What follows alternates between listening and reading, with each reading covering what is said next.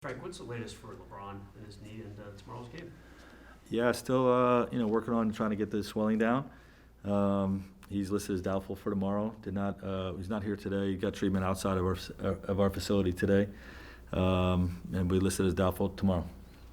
Did you practice fully today as a team? Yeah, we didn't do live, but we did a pretty extended shell defense portion. To really try to get our guys connected on a lot of our defensive coverages.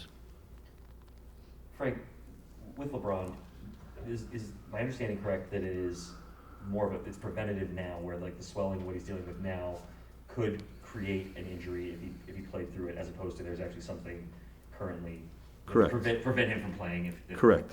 Okay. Yep.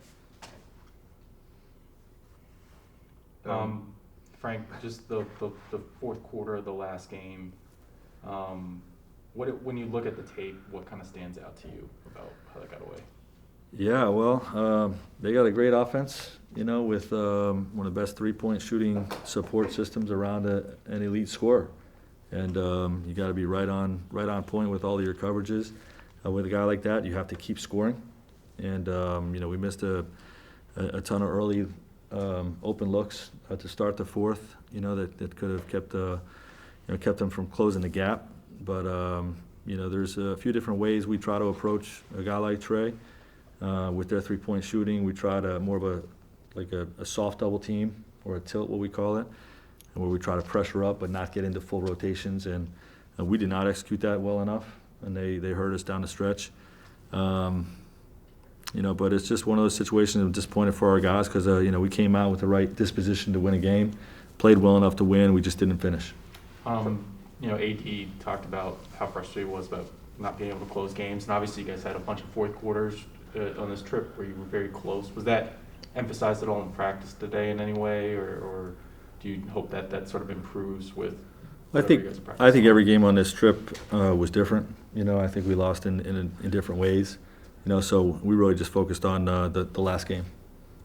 Frank, what's the push and pull like for you and your staff, or the organization, to know that you need LeBron healthy in the long term to accomplish your goal, but also recognize that in the short term, however much time he misses, it makes putting yourself in a good position to accomplish that goal even harder? Well, the number one goal is, that he's healthy for the long haul, and everything else is less important after that. What we have to do is we have to win games when he's out. That's what it comes down to. We have enough. We've been close the last couple, haven't gotten over the hump, and we got to get back home and put together some wins until he returns. Frank, you guys started Malik with LeBron out. It obviously probably for more scoring punch. Is that something while he's out? Is that a look that you like and something that you think you guys will continue to do? Yeah, I think so. We haven't settled on a starting lineup for tomorrow, but 33 points as the starter last game, so I would say he's likely going to be starting again. And he picks up a big chunk of the scoring load, with Braun out. We lose him in the second unit, and that's something that's been a positive of ours. Dirk subbed him, where you get him out early in the third the other night in the second half in Atlanta, so we had him with the starters but also with the second unit. When a player's that hot, you try to maximize his usage, but I would say he'd likely stay in the starting lineup, yes. Is there something that, knowing that, on one hand, production is production, right, and getting as much of that is important, but obviously when you think big picture with this team, there may be players who are better fits when you have X amount of when you have LeBron, AD, Russ, or offensive-minded players. Are you still kind of juggling that with Malik, or do you think his real role on this team is sort of bench scorer? That's the cleanest sort of path forwards for him. Yeah, I'm not locked into it, to be honest with you. We're gonna have Russ, Braun, and AD, and we need shooters and defenders around them.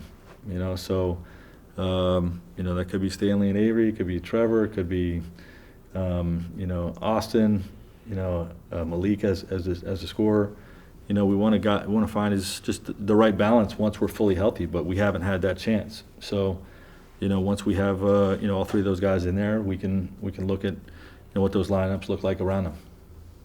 Rick, what's this process gonna be like for LeBron when he does come back? Does it go in through you, him, training staff, his people? How do you guys make that final decision? Him and his training staff, really, you know, the medical team, and communication with him and seeing where he's at on a daily basis, you know, won't be up to me. Is he someone that tries to push the envelope a little bit more, or does he listen to all of those things? I'm sure he wants to be back as soon as possible, but obviously he's going to listen to the medical recommendation of what's best long-term. Frank, at the risk of being a broken record, any update with Kendrick Nunn? No update. Yeah, I'm not sure if he got on the court today or not. Frank, AD's had a couple of big offensive performances back to back. Did you learn anything about how to use him maybe differently during the time that he was out that you guys have kind of implemented now that he's starting to find this kind of offensive rhythm? Well, I just think the way Bron played the center position while he was out, you know, and how we played as a group with an open paint. You know, there's some things that we adjusted during that stretch while he was out that, you know, hopefully he will benefit from. You know, it seems like he's benefited from it in a few games that he's been back. But, you know, I think it's part with, you know, some of the things we unlocked with Bron playing there, and part of it just as a general theme of, you know, for our team, you know, with the personnel of this year's team and Russ's ability to get downhill in the paint, and what Bron and AD can do, you know, playing with a more open paint is something that stylistically we hope to benefit Anthony, yes. Mike? Frank, since you haven't had LeBron and AD play together much, and you're not playing the traditional bigs, what's the challenge defensively of not having that kind of extra forward size, big body, especially if teams are pulling AD out, and how have you kind of tried to deal with that schematically on defense? Yeah, well, it's been a challenge. Our bigger lineups don't have enough shooting to score well enough to win, you know, is what we learned early in the season. So, you know, we're trying to, you know, play with the lineups that we have with more space offensively, and, you know, hoping that we can make improvements on the defensive side of the ball. You know, the things that are hurting us, we feel defensively are things that we can improve with better habits and better execution and better effort and disposition. You know, which has been there at times, but not enough. But ideally, we want to have, you know, the flexibility to play defensively bigger lineups against certain matchups, and, you know, to have a more set rotation of being smaller, as much of the league is playing small. We have one more question on Zoom, Jordan.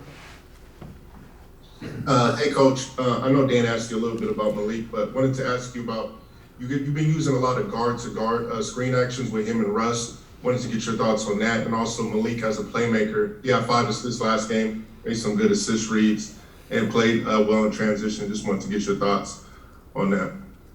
Yeah, well, teams don't want to switch smaller guys onto Russ. So Malik will have guys like Trae Young on him frequently. So we'll try to bring him into screens. And, you know, Malik's been effective in just about every way you can be offensively, being a recipient as a screener, ball handling as a screener, shooting on the backside, and playmaking, you know, with the pass as well, in particular on some of his lob passes. So, you know, he's really given us a big lift, and we'll continue to use him that way.